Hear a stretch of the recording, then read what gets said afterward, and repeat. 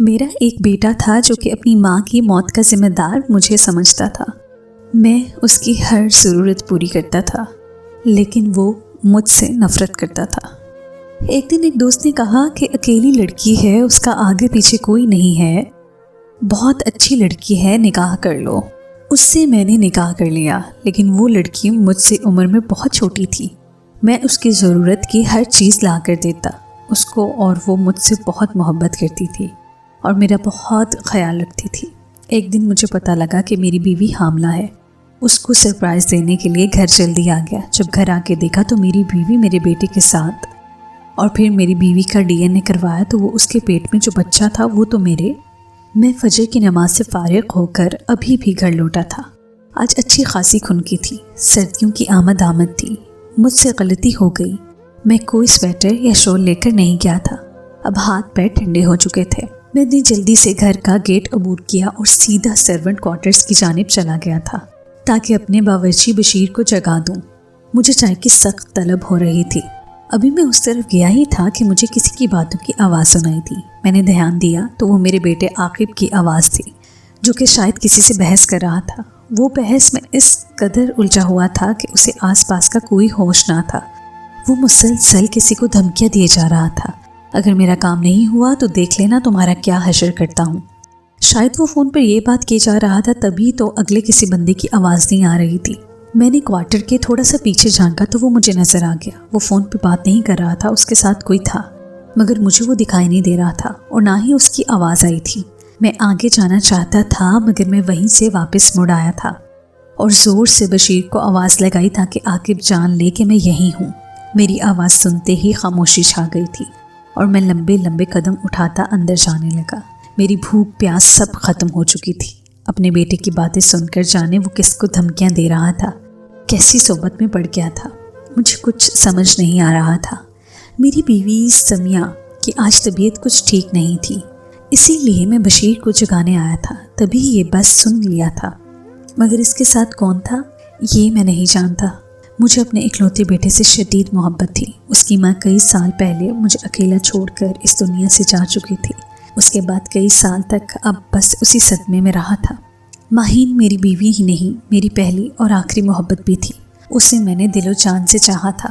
मैंने कभी सोचा भी नहीं था कि बस हमारा साथ सिर्फ 10 साल का होगा। मैं इस सदमे से निकल नहीं पा रहा था और ऐसे में आकिब को कैसे संभालता। उस वक्त वो सिर्फ 9 साल का था। मेरी तो जैसे दुनिया अंधेर हो गई थी। मेरे घर में कोई भी नहीं था जो आकिब का ख्याल रखता। ऐसे में माहीन की वालिदा से अपने साथ ले गई थी। वो दूसरे शहर में रहते थे। उन्होंने मुझसे पूछा भी नहीं और ना ही बताया, बस आकिब का सामान पैक किया और उसे अपने साथ ले गए। मेरा दोस्त जावेद और उसकी बीवी मेरा ख्याल रखते थे। वो दोनों अपना घर बार छोड़कर मेरे घर रहने लगे थे क्योंकि मुझे दौरे पड़ने लगे थे।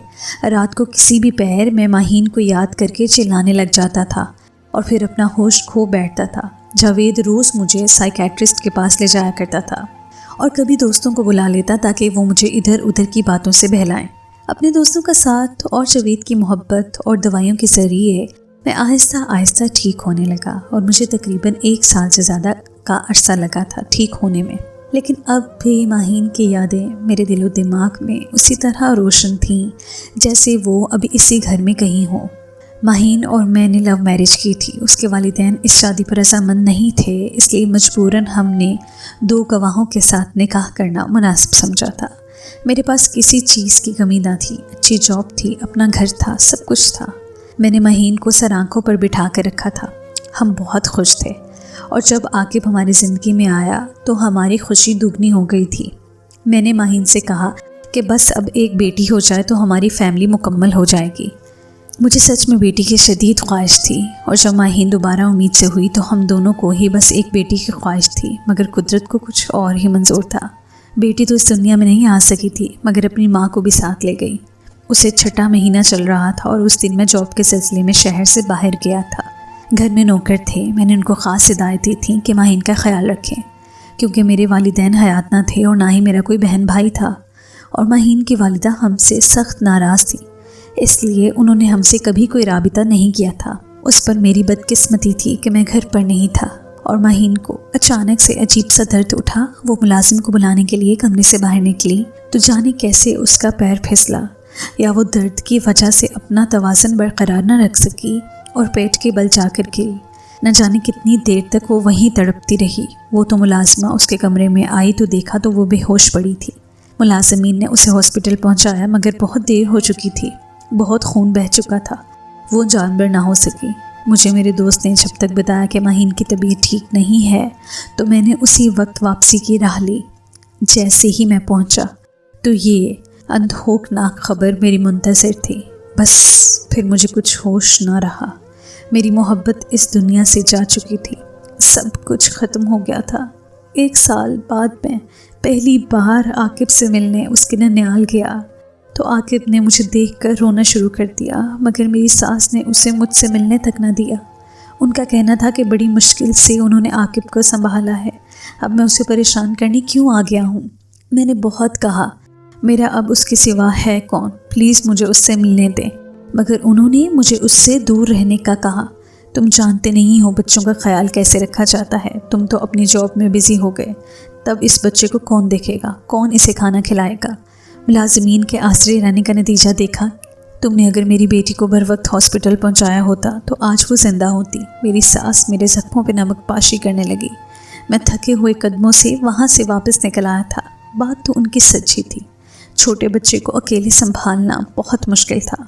अब मैं था और मेरी तन्हाई थी। उसी तरह वक्त गुजरता गया। मैं हर हफ्ते आकिब से मिलने जाता, मगर अब वो मेरे साथ बहुत कम ही बैठा करता था। आकिब को किसी चीज़ की कमी नहीं होने दिया, मगर वो ख़ुद से कभी कुछ नहीं मांगता था। अब वो 17 साल का हो गया था। मैंने बड़ी मुश्किल से उसे अपने साथ चलने के लिए राज़ी किया था। मैं हर हफ्ते अब दूसरे शहर उससे मिलने क्यों जाता, जबकि वो अपना ख्याल खुद रख सकता है। मेरी सास की तबीयत अब ठीक नहीं रहती थी और वो अपने बेटे के पास ऑस्ट्रेलिया जाने वाली थी, और यही वो मौका था जब मैंने आकिब को राज़ी कर लिया। उसे घर ला कर मैं बहुत खुश था। मेरे तो जैसे पैर ज़मीन पर न टिक रहे थे। कितने सालों के बाद मैं अपने बच्चे के साथ रहूँगा, ये सोचकर मैं मुस्कुराए जा रहा था। लेकिन मुझे कुछ ही देर में एहसास हो गया था कि आकिब अब मुझसे बहुत दूर हो चुका है। वो ना तो मुझसे बात करता और ना ही मेरे पास 2 पल बैठता। पहले तो मैंने सोचा कि शायद वो मुझसे खफा है या हिचकिचा रहा था, मगर ऐसा नहीं था। वो मुझे पसंद ही नहीं करता था। माहीन को इस दुनिया से गए हुए 8 साल हो चुके थे। मेरे दोस्तों ने बहुत ज़ोर दिया कि मैं दूसरी शादी कर लूं, मगर मैं ऐसा सोच भी नहीं सकता था। मगर अब इस मोड़ पर आकर मैं सोच में पड़ गया था। कल जावेद की बीवी का फ़ोन आया। उसका कहना था कि एक लड़की का रिश्ता है भाई, बहुत अच्छी और नेक लड़की है, इसका दुनिया में कोई नहीं है, आप उससे निकाह कर लें, आपका भी घर बस जाएगा और उसे भी सहारा मिल जाएगा। भाभी की बात सुनकर मैं सोच में पड़ गया। अगर मेरे निकाह करने से किसी को सहारा मिल जाता है तो ये तो अच्छी बात है, मगर माहीन की जगह किसी और को देना, इससे आगे कुछ सोच भी नहीं पा रहा था।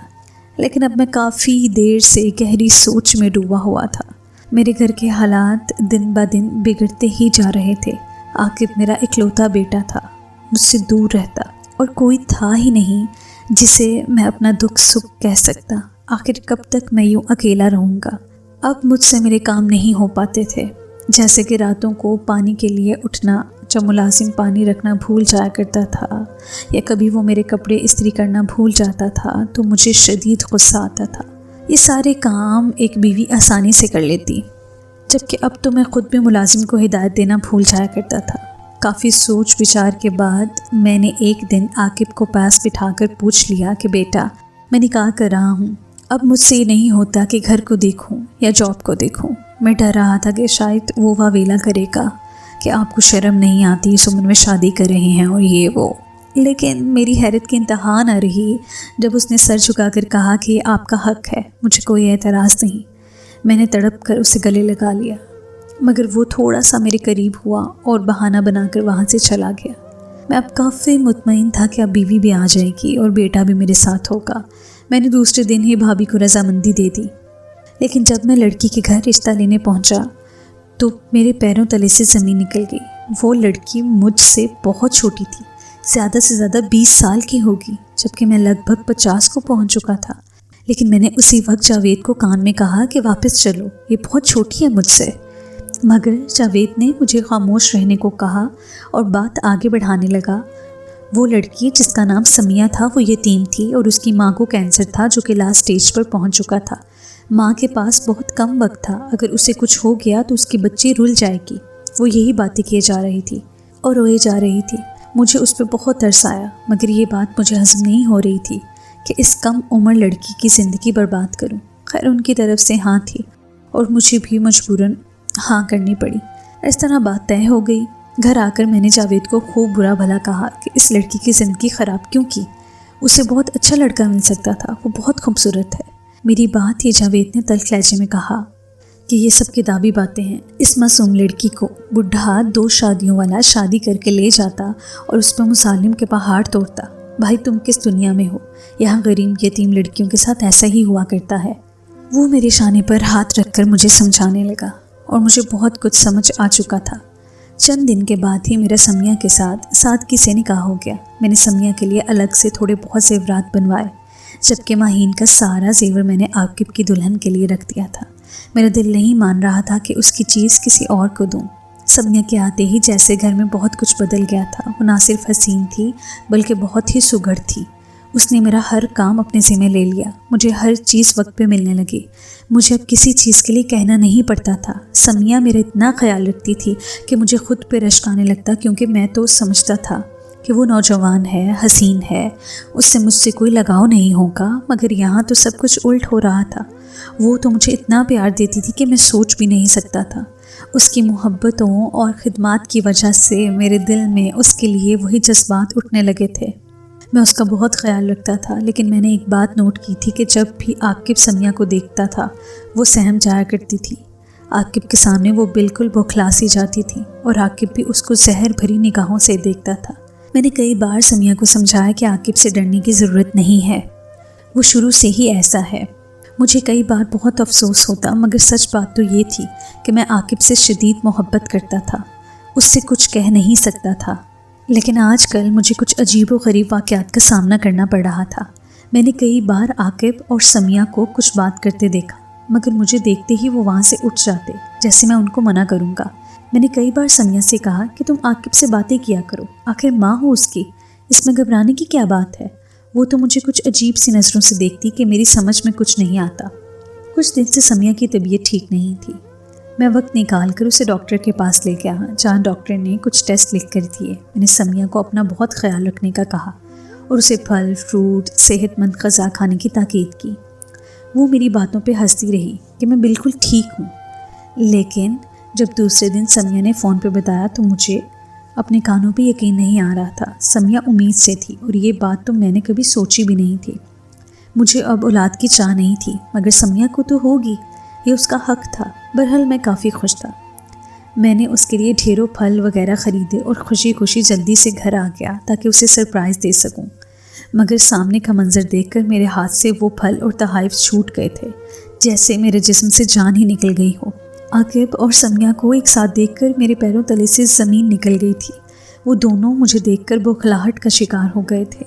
लेकिन जो कुछ मैंने देखा और सुना था वो कैसे भूल जाता। मुझे देखकर आकिब तेज़ी से बाहर निकल गया था, जबकि समिया कमरे में चली गई थी। मैं बस पत्थर का बना वहीं खड़ा रह गया। कुछ देर के बाद समिया कमरे से निकली और मेरा हाथ पकड़कर बोली कि आपने जो कुछ देखा वो वैसे नहीं था जैसा आप सोच रहे हैं। उसकी आवाज़ कांप रही थी, मगर मैंने एक झटके से अपना हाथ छुड़ा लिया। जो देखा वो गलतफहमी थी और जो ना सुना वो सब क्या था। मैं अचानक से उस पर चिल्लाया। मेरे चिल्लाने पे वो घबरा गई थी। मुझे उस पर शदीद गुस्सा था, लेकिन समिया को तो मेरी ज़िंदगी में आए हुए चंद माह हुए थे, जबकि मेरा अपना बेटा वो मेरे पीठ पीछे क्या कर रहा था मैं सोच भी नहीं सकता था। सदमे से मेरी हालत बुरी थी, मुझे कुछ समझ नहीं आ रहा था। मैं उसी वक्त समिया को खींचता हुआ बाहर आया, उसे कार में बिठाया। वो चीख रही थी कि आप मुझे कहाँ लेकर जा रहे हो, मगर मैंने उसकी एक ना सुनी। कुछ ही देर में हम हॉस्पिटल में थे। मैंने उसका DNA टेस्ट करवाया था, क्योंकि मुझे अब उस औरत पे कोई भरोसा नहीं था। समिया खूब चीखी चिल्लाई, मगर मैंने उसे कहा कि अगर उसने ये टेस्ट नहीं करवाया तो मैं उसकी सारी असलियत सबके सामने खोल दूंगा, तब वो किसी को मुंह दिखाने के लायक नहीं रहेगी। मेरी धमकी काम कर गई थी। अब समिया ने हथियार डाल लिए थे। मगर कुछ ही देर में जो कुछ डॉक्टर ने बताया वो मेरे होश उड़ाने के लिए काफ़ी था। ये एक और धचका था जो मुझे एक ही दिन में लगा था, यानी कि ये भी एक साजिश थी। अब मैं खामोश नहीं रह सकता था। मैंने उसी वक्त जावेद को कॉल की कि अभी भाभी को लेकर मेरे घर पहुंचो। वो हैरत के मारे पूछता रह गया, मगर मैंने उसे कहा कि सब बताता हूँ, जल्दी आओ। शाम तक जावेद आ गया था, भाभी भी साथ में थी। मैंने जावेद को कहा था कि आकिब को भी कहे कि वो हमारे साथ बैठे। आकिब जावेद की बहुत इज्जत करता था और उसकी बात मानकर लाउंज में बैठ गया था। आखिर बताओ तो सही कि ऐसी क्या आफत आ गई है कि तुमने यहाँ अदालत लगा ली है? जावेद सख्त लहजे में बोला। बताता हूँ यार, ज़रा होश संभाल के सुनना, मैंने तल्ख लहजे में कहना शुरू किया। आकिब और समिया के चेहरे सफ़ेद हो रहे थे। मेरी बीवी और मेरा बेटा यहाँ बैठकर मुझे जान से मारने की प्लानिंग बना रहे थे। मैंने जावेद को बताया तो वो चौंक पड़ा। ये तो क्या कह रहा है? हाँ जावेद, आज मेरी बीवी ने मुझे फ़ोन किया कि वो माँ बनने वाली है और मैं खुशी खुशी जल्दी चला आया ताकि उसे सरप्राइज़ दे सकूँ। मगर मुझे ही सरप्राइज़ मिल गया जब ये दोनों सीढ़ियों पे तेल गिराने की बात कर रहे थे कि जैसे ही मैं आऊँ उसी वक्त यहाँ तेल गिरा दिया जाएगा और जब मैं ऊपर अपने कमरे में जाने लगूँ तो वहीं गिर जाऊँ और मेरा काम तमाम हो जाए। और यही नहीं, जब मैं समिया को हॉस्पिटल लेके गया ताकि सच्चाई का पता लग सके तो डॉक्टर्स ने बताया कि वो तो प्रेग्नेंट है ही नहीं। ये सब एक झूठ था, मेरे खिलाफ साजिश रचाई गई थी। जावेद हैरत से सब सुन रहा था। तो किस बात का है कि मेरा बेटा मेरी जान लेना चाहता है? आखिर मैंने ऐसा क्या गुनाह किया था कि उसे मुझे जान से मारना पड़ रहा है? ये सब कहते मेरी आंखों से आंसू जारी थे। जावेद ने आकिब से पूछा कि तुम्हारा बाप जो कुछ कह रहा है वो सच है? और आकिब ने सर झुका लिया, जिसका मतलब था कि वो अपना जुर्म कबूल कर रहा था। अचानक जावेद ने उसके गाल पे जोरदार थप्पड़ मार दिया। मुझे लगा कि वो थप्पड़ मेरे दिल पे लगा था। घटिया इंसान, तेरे वालिद ने तेरे लिए क्या नहीं किया और तू उसे मारने चला था? जावेद उस पर चिल्ला रहा था। हाँ, मैं इसे मारना चाहता हूँ। ये मेरा बाप नहीं है बल्कि मेरी माँ का कातिल है। इसी ने मेरी माँ को जहर देकर मारा था ताकि नाना की जायदाद इसके नाम हो जाए। और यही नहीं बल्कि समिया को भी मैंने ही शामिल किया था। उसकी ज़िंदगी में जिस औरत ने आपको समिया का बताया था, इसे मैंने ही रकम दी थी। मैं चाहता था कि इसकी जान इसकी बीवी ले ताकि मेरे दिल में जो आग लगी है वो ठंडी हो। वो चिल्लाता रहा। इल्ज़ामात और इतना बड़ा बहतान सुनकर मुझे तो चक्कर आने लगे थे। मेरा बेटा मेरी जान का दुश्मन कैसे बन गया? मुझे कुछ समझ नहीं आ रहा था। मैं निढाल सा सोफे पे गिर चुका था। आकिब ये सब तुम्हें किसने कहा? जावेद ने पूछा तो वो दीदा दिलेरी से बताने लगा कि मुझे नानी और मामू ने सारी सच्चाई बता दी थी। मैं बस अपना बदला लेना चाहता था। मैं कुछ बोल नहीं पा रहा था जब मेरा दोस्त जावेद उसे सब सच्चाई बताने लगा कि किस तरह उस रात माहीन के साथ हादसा हुआ और इस बात के गवाह यहाँ के मुलाजमीन थे। और रही बात जायदाद की तो वो शादी के चंद साल बाद ही माहीन भाभी का भाई आकर सब कुछ अपने नाम करवा गया था। और तुम्हारे वालिद और वालिदा को दौलत की ना ज़रूरत थी ना ख्वाहिश थी। तुमसे गलत बयानी की गई है क्योंकि तुम्हारे वालिद ने उनकी बेटी से चोरी छुपे निकाह किया था। इस बात का बदला वो लोग ले रहे हैं तुम्हारे दिल में जहर भरकर। आज तक इससे शादी का सोचा भी नहीं। मैंने कई बार इसे कायल करना चाहा मगर ये ना माना और जब ये थक गया था तन्हाई से तभी राज़ी हुआ। जावेद सब कहता जा रहा था और आकिब हैरत से सुनता जा रहा था। कुछ ही देर में वही मुलाजिम जो शुरू दिन से मेरे यहाँ काम करते थे, जब उसने सारी सच्चाई बयान की तब आकिब की आंखें खुली। अब वो सच शर्मिंदगी से मेरे कदमों में बैठा माफ़ी मांगे जा रहा था। पापा मुझे माफ़ कर दे, मैं इन लोगों की बातों में आ गया था। वो रोई जा रहा था। कितने सालों के बाद उसने मुझे पापा कहा था। मेरा दिल पसीज गया। मैंने तो कब से उसे सीने से लगाने के लिए तरस रहा था। मैंने उसी वक्त उसे अपने सीने से लगाकर चूम लिया। वो हिचकियों से रोने लगा। इतने सालों की नफ़रत और बदले की आग बुझ चुकी थी। कितनी देर तक हम बाप बेटा एक दूसरे के साथ माफ़ी तलाफ़ी करते रहे। कुछ देर के बाद आकिब ने कहा कि पापा, समिया का कोई कसूर नहीं है। उसे मैंने ब्लैकमेल किया था। वो आपसे बहुत मोहब्बत करती है। उसे इल्म नहीं था कि मैं आपका बेटा हूँ। लेकिन जब वो इस घर में आई तब उसे एहसास हो गया था कि उससे बड़ी भूल हो गई थी। समिया का पहले भी निकाह हो चुका था। उसने घर से भागकर शादी की थी और उसकी एक बच्ची भी है। और ये बात मैं जानता था क्योंकि उसके निकाह में मैं भी शामिल था। मेरी ही दोस्त के साथ उसका निकाह हुआ था मगर वो निकाह ज़्यादा देर ना चल सका था और मैं जानता था कि इसकी माँ ये बात आपसे छुपाएगी, इसीलिए मैंने उसे ब्लैकमेल करना शुरू कर दिया था। वो दोबारा बेघर होना नहीं चाहती थी। मैंने उसे कहा था कि आपको बस चोट आएगी और आप बिस्तर पे पड़ जाएंगे, मजबूरन वो राज़ी हुई थी, वरना मैं उसका सच आपको बता देता तो आप उसे घर से निकाल देते। ये सब इंकशाफात सुनकर मुझे बहुत तकलीफ़ हो रही थी, मगर मैंने समिया को माफ़ करने का फ़ैसला किया था। जब मैं आकिब को माफ़ी दे सकता था तो उसे क्यों नहीं।